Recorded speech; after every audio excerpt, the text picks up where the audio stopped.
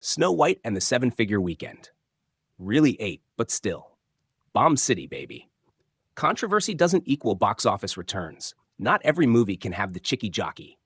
Delayed by a year due to the SAG-AFTRA strike in 2023, Disney's live-action version of Snow White has been making headlines for years now. Rachel Zegler faced backlash for being a Latina actor playing Snow White, for voicing feminist criticisms of the 1937 animated movie, and for her anti-Trump and pro-Palestine political statements. You know, I really don't remember you being this opinionated. Meanwhile, the casting of Israeli actor Gallaudet as the evil queen sparked backlash on the opposite side of the political spectrum, with the Palestinian Campaign for the Academic and Cultural Boycott of Israel demanding a boycott of the film. The Seven Dwarfs also drew controversy. Actor Peter Dinklage opposed the idea of remaking Snow White in the first place due to what he called the backwards story about seven dwarfs living in a cave together. Photos of the seven bandit characters were misreported as replacements for the dwarfs, while the movie's actual dwarfs were never referred to by that word in the film. They ended up being CGI creations that looked terrible.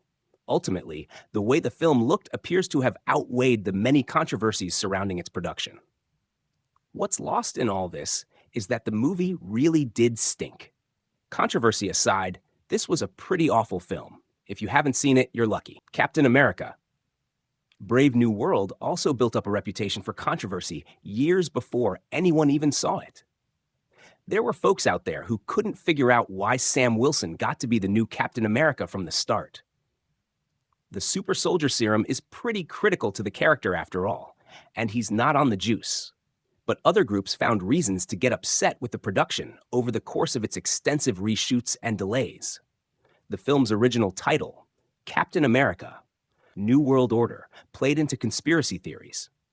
The character of Ruth Batsaroff was changed from the Mossad agent superhero Sabra from the comics into an Israeli ex-Black Widow. Stop your weapon. Neither pro-Israel nor anti-Israel groups were happy with how the character was handled, and the film became another boycott target. More people got upset with Anthony Mackie for a comment at an Italian press event downplaying Captain America as a representation of America.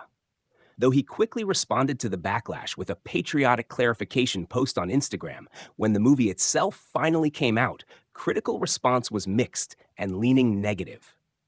Some critics were particularly bothered by Brave New World's ending, in which Cap emphasizes forgiving President Russ despite his many crimes. But I have to say, it wasn't nothing to see you take full responsibility for your actions. Attempting an apolitical approach to extremely political subject matter ultimately didn't make anyone happy. Together, Michael Shanks's body horror film about a couple whose bodies start merging together received some of the most enthusiastic responses at the 2025 Sundance Film Festival. Critics gave it unanimous praise with a perfect 100% on Rotten Tomatoes, and Neon spent $70 million to get the distribution right. But was the idea for the movie stolen? A lawsuit filed by writer-director Patrick Henry Phelan alleges that Together plagiarized his 2023 film Better Half. Beyond a shared premise, reported similarities between the two films included supposedly near-verbatim reference to Plato's Symposium, ending the film by playing a Spice Girls record, and a scene where the conjoined lovers hide outside the bathroom while their genitals fuse. Magazine Dreams. For about 3 months in early 2023, it looked like Magazine Dreams was destined to be a serious awards contender.